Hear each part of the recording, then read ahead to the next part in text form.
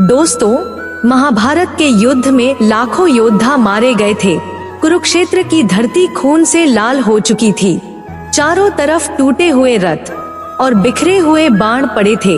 उसी लाशों के बीच एक ऐसे योद्धा की मौत हुई थी जिसने कर्ण जैसे महान योद्धा का दिल भी हिला दिया था।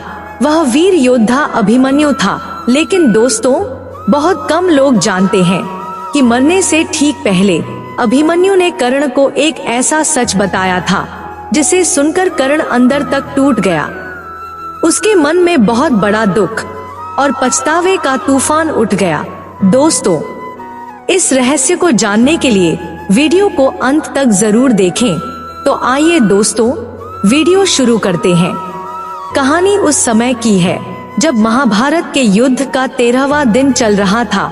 दुर्योधन, शकुनी, कर्ण और अन्य कौरवों ने एक घातक योजना बनाई, युधिष्ठिर को बंदी बनाना और अर्जुन को युद्ध भूमि से दूर ले जाना ताकि वह अपने बड़े भाई की रक्षा न कर सके। क्योंकि यदि युधिष्ठिर बंदी बन जाते तो पूरा युद्ध कौरवों के पक्ष में चला जाता और उनकी जीत लगभग तय हो जाती। इसी उद्देश्य से गुरु द्रोण ने एक ऐसी सैन्य रचना बनाई जिसे देवता भी आसानी से नहीं तोड़ सकते थे। वह रचना था चक्रव्यूह। महाभारत के 13वें दिन सुशर्मा ने अर्जुन को युद्ध भूमि से बहुत दूर ले गया और इधर दुर्योधन ने चक्रव्यूह रचा जिसे तोड़ना पांडवों के लिए असंभव था। ऐसे में सिर्फ 16 वर्ष का एक वीर युवक बिना किसी भय के उस भयानक चक्रव्यूह को तोड़ने के लिए आगे बढ़ा। वह वीर युवक अभिमन्यु था। उसे यह भी नहीं पता था कि वह चक्रव्यूह से बाहर निकल पाएगा या नहीं। न उसे उम्र का डर था और न ही मौत का खौफ था। अभिमन्यु ने जैसे ही चक्रव्यूह में प्रवेश किया, युद्ध भूमि का पूरा माहौल बदल गया। उसके बाणों की रफ्तार इतनी तेज थी कि चारों दिशाओं से आने वाले हर वार को वह सहजता से रोक लेता था। उसके चेहरे पर जरा सा भी भय नहीं था, बल्कि एक हल्की मुस्कान थी, मानो युद्ध उसके लिए कोई खेल हो। उसकी आंखों में वह चमक साफ दिख रही थी जो बता रही थी कि वह पूरी हिम्मत, विश्वास और अद्भुत वीरता के साथ लड़ रहा है। वह अकेला होते हुए भी कौरवों की सैकड़ों सैनिकों का वध कर चुका था।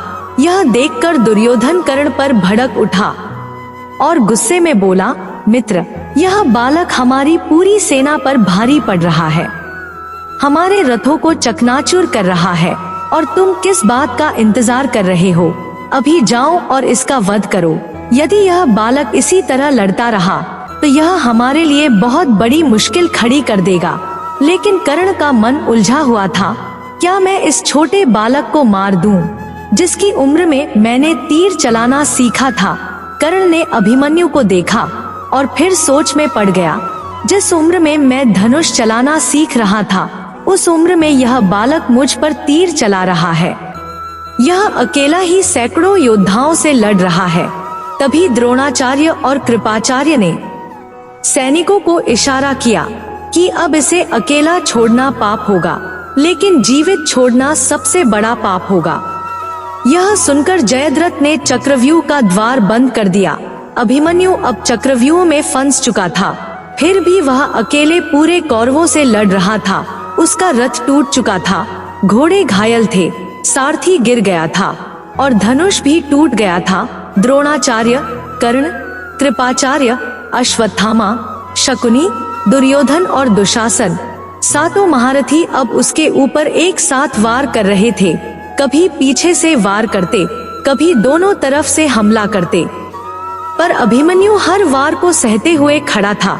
अंत में अभिमन्यु ने टूटे रथ के पहिए को अपने हाथ में थामकर फिर से खड़ा हो गया।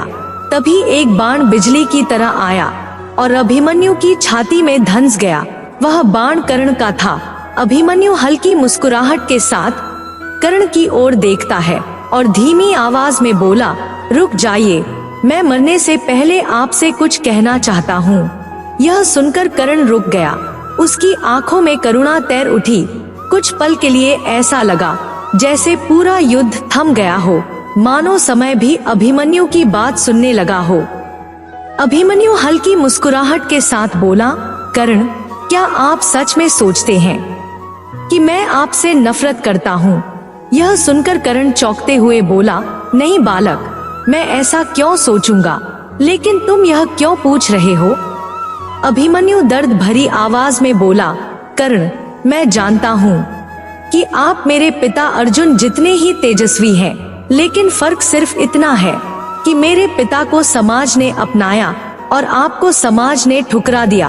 कर्ण चौंकते हुए पूछा, बालक, तुम कहना क्या चाहते हो? अभिमन्यु ने अपनी आंखें बंद कर ली और धीरे से बोला, मैंने माता कुंती से सुना है कि उनका पहला पुत्र भी मेरे पिता जितना ही महान था, पर उसने अपना धर्म, अपना जीवन दूसरों की छाया में खो दिया, और वह पुत्र आप हैं। कर्ण कुछ कह नहीं पा रहा था, उसके भीतर पछतावे और करुणा का तूफान उमड़ रहा था। युद्ध की आवाजें, बाणों की गूंज, सब जैसे अचानक धीमी पड़ गई हों। उस क्षण मानो पूरे रणभूमि में सिर्फ दो ही व्यक्ति थे, अभिमन्यु और कर्ण। अभिमन्यु धीरे से आगे बोला, कर्ण, आप मेरे पिता के बड़े भाई हैं और मैं आपका भतीजा हूँ। कर्ण गंभीर स्वर में पूछा, बालक, तुम्हें यह सब सच पता है? अभिमन्यु शांत स्वर में बोला, हाँ काका, और अब समय भी नहीं बचा। मैं जानता हूँ कि मैं मरने वाला हूँ, लेकिन जाने से पहले आपसे एक बात कहनी है।